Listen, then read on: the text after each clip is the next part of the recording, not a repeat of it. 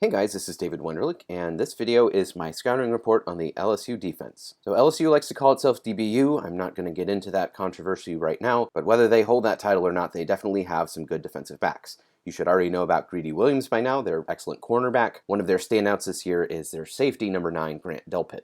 Here's the second play that Auburn ran from scrimmage, and already Grant Delpit is making his presence known. So he is right here, he's out in coverage, and to start this play, you've got these stacked twins receivers right here.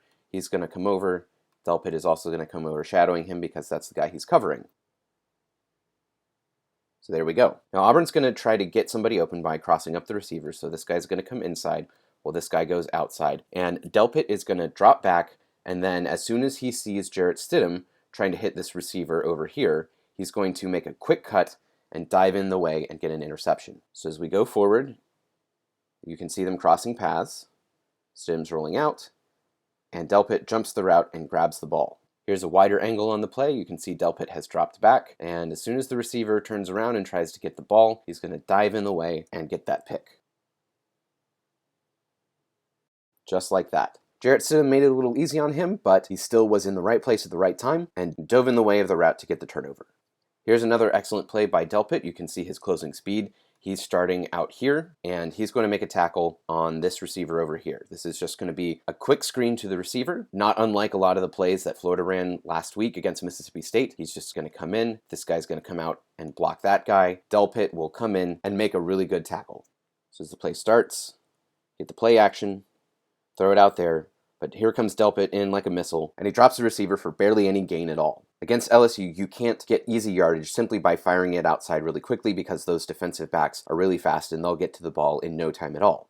Now, that is not to say that those quick passes can't work, it's just that they really need blockers. So here's Miami. This guy, the closest one, he's going to come out here, and this time he's going to have 2 blockers. And because he has those blockers, he's actually going to get some positive yards.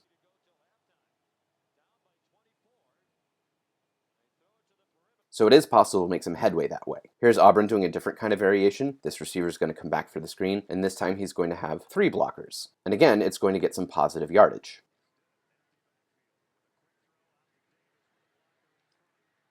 And if Florida can get that horizontal passing game going like it did in Starkville, that will be able to open some things up. So here's an example from the Ole Miss game. Ole Miss is sending the running back in motion over this way, and they've got 3 receivers here who could potentially be blockers. And as soon as the play begins, Jordan Ta'amu, the quarterback, drops back, and he's immediately looking this way. The running back is looking back at him.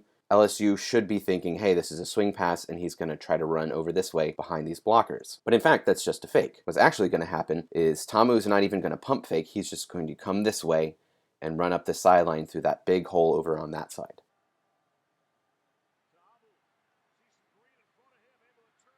So I don't think Florida should abandon that horizontal passing game simply because LSU has really quick defensive backs. They're just going to have to be smart about it, and they're going to need to have blockers. If Florida's receivers can block LSU's defensive backs well, then they're going to be able to get that quick screen and swing pass game going again.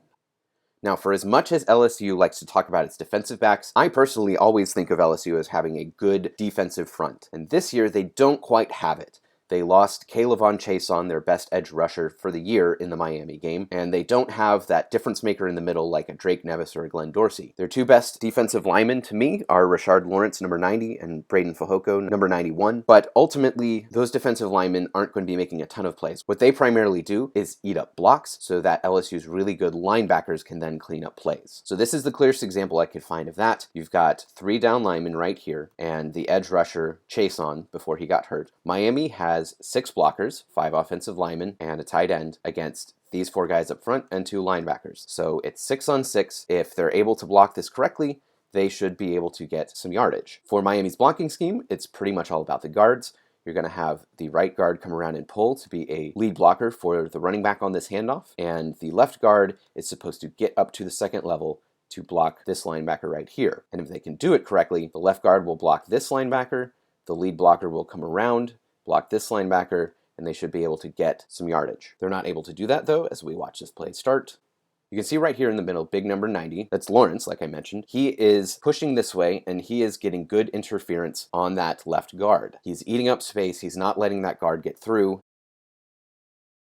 And so what happens is the left guard hits the deck. He's not able to get out here and pick up that block. And so the running back is coming this way. He has his lead blocker, but LSU has two really good linebackers who are coming this way and flowing to the ball. Take it forward a little bit more. You can see there, pulling guard is engaging with this linebacker, but this linebacker is coming free. And so the back tried to bounce around to the outside, but the unblocked linebacker, number 40, Devin White, is blocking that area. So the running back's going to try to cut it back to the middle, but number 6 there has stayed with the play despite the block, and now the two of them are going to hit on the running back and stop him for no gain. So here's what this looks like in real time. LSU's defensive tackles are eating up space in the middle, and that's going to allow those linebackers to make the play. If Florida's going to get any success in the run game, its interior offensive line is going to have to do a better job against those defensive tackles than what Miami showed right there. Now, Dave Aranda does like to get pressure, and he doesn't always do it by sending extra guys. I'm going to show you 2 plays here where he only rushes 4, but it still is successful because they do it in such a way that it kind of confuses the offense. He always wants the offense to be guessing about what's going on. So this is a 3rd and 10 play, and Auburn should be expecting some sort of pressure from the LSU front. And in fact, they have 1, 2, 3, 4, 5, 6 guys right on the line of scrimmage. So Auburn may be thinking, hey, they're going to blitz. And like I said, LSU only ends up sending 4, which means 2 of those 6 are going to drop back. And as we watch this play begin, it's very obvious. This guy dropped back, this guy dropped back. So you have the 2 guys in the middle coming, someone around the edge, and this linebacker, number 45, Michael Divinity, he is coming to his right and is going to swoop in up the middle. So as we run the play forward here, left guard over here is just standing by himself. He's not sure what to do. And you've got number 46, Andre Anthony, is coming off the edge. He's actually going to beat the left tackle. The left guard doesn't see Divinity here coming until it's too late. And so 2 linebackers are going to meet at the quarterback. Got the left tackle beat. There goes Divinity right through. And you got a sack. So here it is in real time. It feels like it should be a blitz situation because it's 3rd and 10. But LSU only sends 4. They just do it in a creative way that causes problems for the offense.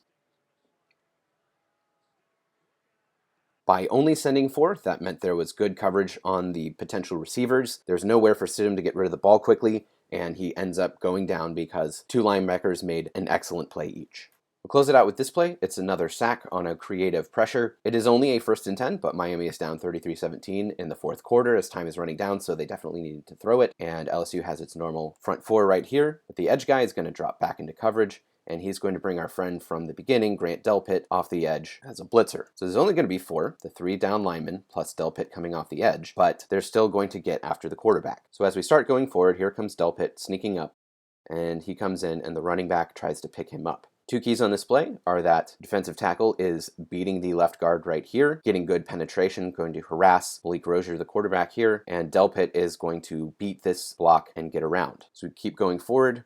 Rozier starts feeling the pressure.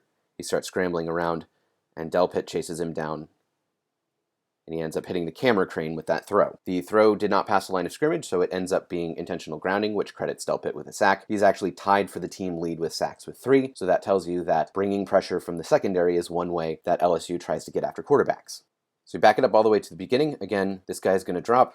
This guy who is kind of leaning forward here, before the snap, he will pull off, and Delpit will sneak up before then coming in on a blitz.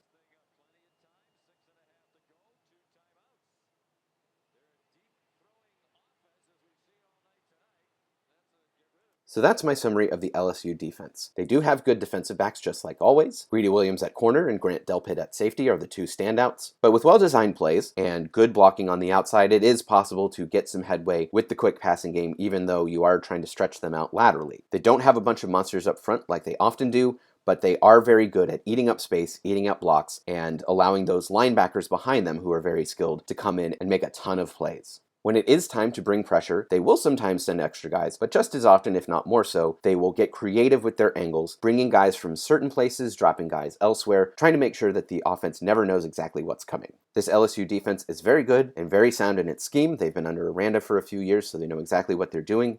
And Florida is going to have to be creative, and they're going to have to be very good on the offensive line again if they're going to make any headway and score points on the Tigers.